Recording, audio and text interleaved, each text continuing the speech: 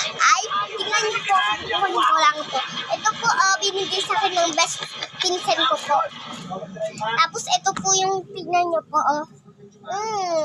Kaya, pipili po tayo ng, ng kukunin natin.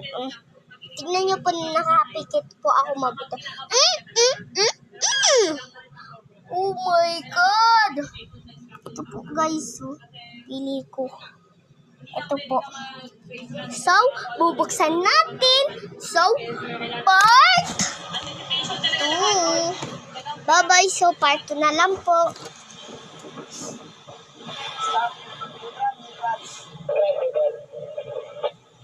Excited ka ng konti, Excited ka.